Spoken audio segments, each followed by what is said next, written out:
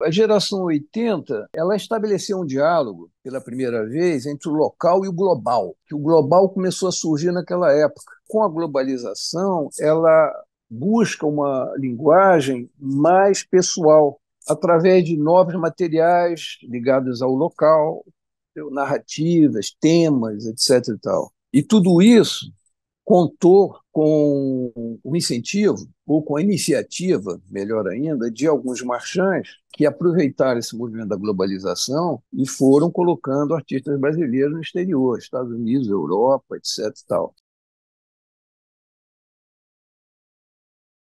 Desde pequeno, eu já desenhava, já participava de aula de desenho e de pintura, frequentando a casa de meus tios, Mário Barata, que era crítico de arte, naquela época, no Rio de Janeiro, e casado com uma pintora italiana, Tiziana Bonassola. E foram eles que me introduziram a esse meio artístico, e minha tia introduziu as técnicas, as primeiras técnicas de pintura, desenho, etc. E tal. E aquilo já estava, então, fomentando, não, minha necessidade de fazer arte. Depois veio a escola e, mais tarde, em 1982, eu vim para Paris, onde eu moro até hoje. E em Paris eu continuo a minha formação contínua, visitando museus, galerias, bienais, ateliês e outros artistas, né, que eu conheci lá na França. Eu fui muito influenciado pela pop art americana, a qual eu tive acesso quando eu fui à Bienal de São Paulo, da pop art.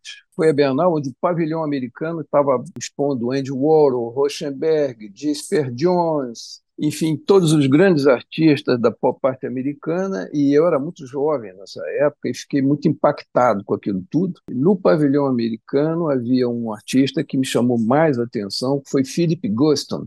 Não era da mesma geração dos artistas da pop, ele vinha um pouco antes, ele era da geração do Pollock, etc. Mas ele tinha uma pintura completamente original, que se aproximava muito mais do que o que seria feito nos anos 80, nos Estados Unidos e na Europa e no Brasil. Ou seja, uma pintura calcada na história em quadrinhos, ou seja, na cultura popular urbana de massa. Ele fazia uma profunda crítica da sociedade americana, inclusive sofrendo influências de um grande desenhista da contracultura americana da costa oeste, que é o Crumb.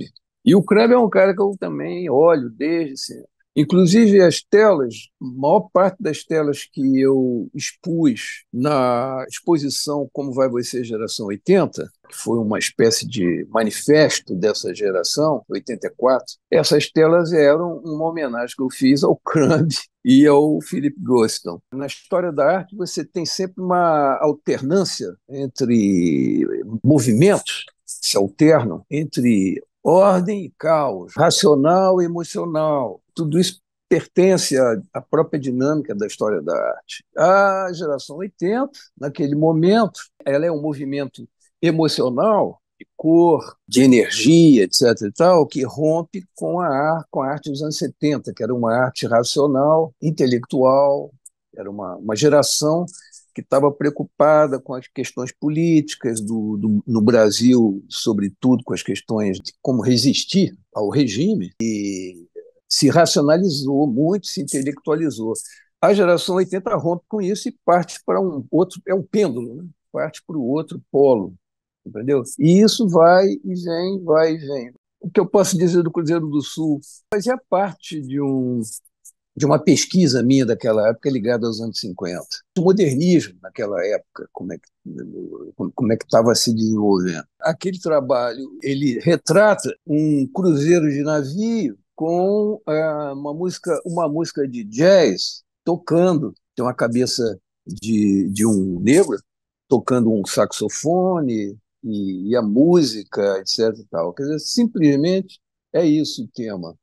Grandes telas, porque naquela época se fazia em grandes formatos, né? A tela deve ter 2 metros, mais ou menos, e acrílico sobre tela. Cores saturadas, vibrantes. Eu usava essas cores descomplexadamente, né? Porque o que você queria naquela época era justamente romper com o racional, romper com o controle, romper com com o intelecto, né? Você está uma coisa particularmente emotiva, né? Passional, telúrica, dionisíaca, né?